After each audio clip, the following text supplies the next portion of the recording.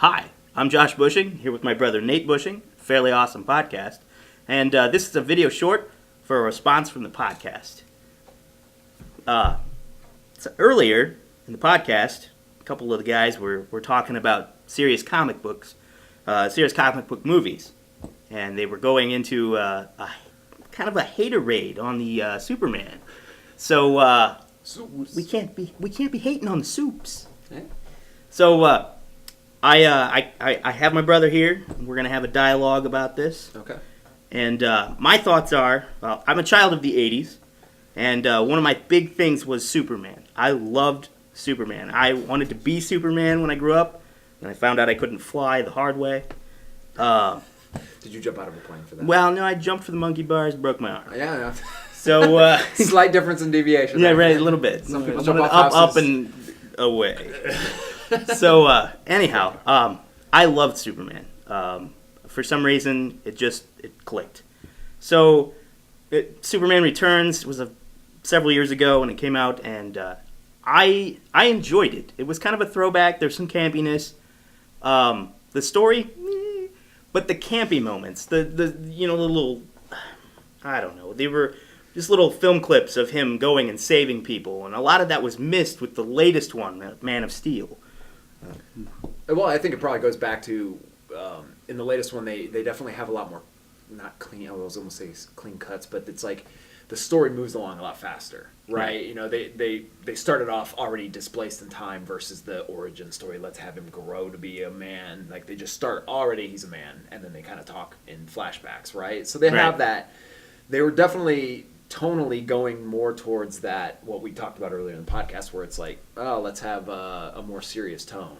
You know, like let's stay away from the campiness and that. And I think that's not necessarily a good thing, but it's not a bad thing. Like it was fine because I've seen enough of it.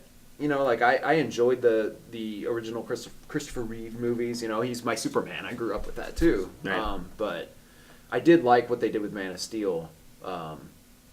You know, even though they're shying away from. Well, I don't think I'm going to dismiss that Man of Steel was great. I really enjoyed the film. Mm-hmm. What I missed, I think, is just a little bit more of the campy side of things, just to make things a little bit more of a balance. I mean, Clark Kent, as he's known then, is supposed to have this humble beginning, and it shows it in Man of Steel with certain areas and aspects of him growing and learning how to control his powers in different ways and different flashbacks in the movie. Spoiler alerts.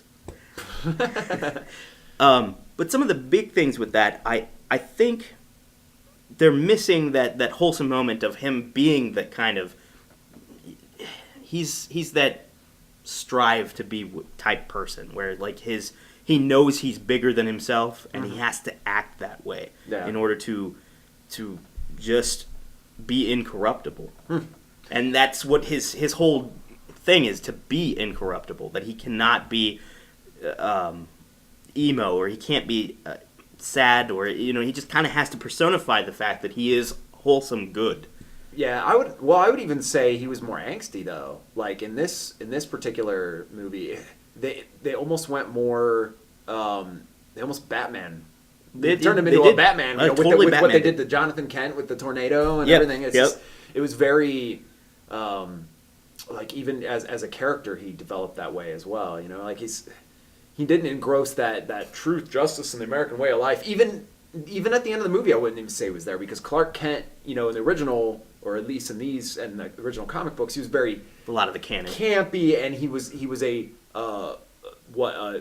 fictitious semblance of a man that an alien would come into our society and try to resemble, like the bumbling idiot. Oh, you're gonna drop my papers, just to kind of hide in plain sight because nobody's going to pay attention to that, right? Correct. We didn't get to any of that because we were like, let's just subside Clark Kent from the Superman franchise. He never was Clark in the movie. No. I mean, he was in certain parts, but a lot of parts he was just not. Yeah. And so there was, it was hard to get to a point where you believed that he was from there. Mm-hmm. I think that's the part that they missed because, we understand he's an alien and then they treat him like an alien, but he's missing that wholesome Clark Kent side of things. The serious tone works for certain things. Superman is one of those where I think it's a hard edge. There's a balance. They definitely found it. I think Henry Cavill portrayed that greatly in the movie. Yeah. At least the new one. Brandon Routh, he was okay as in Superman Returns. I still campy. There were scenes. It's like one of those things where I can get to that movie and I can watch like maybe the first 40 to 45 minutes of it, and then after it becomes a giant like kryptonite rock thing, I just whatever. I stop watching. I just stop paying attention. I would say Kevin Spacey stole the show for that. I mean, you couldn't really outpace that. And then we can't forgive. I'm not going to remember his name. The other actor that played Cyclops. For leaving the set of X3 so he could die in that movie. I know. And play that horrible character in Superman Returns. It was a terrible character. yes, that whole part. Like, and then that's what it is. That's where it dies. The story, at that point, you're like, it no longer becomes about him. It's just whatever happened to Lois after Superman left for... So basically, because of him, we had 2 abortions. We had X3 and Superman Returns. Yes. They killed 2 franchises. Thank you very much, James Marsden, now that I remember your name. Yes. Okay, well, I think that about wraps it up. Be sure to leave your comments video below. Like us on Facebook. That's facebook.com/fairlyawesomepodcast. You also follow us on Twitter at FAPcast. Thanks, guys.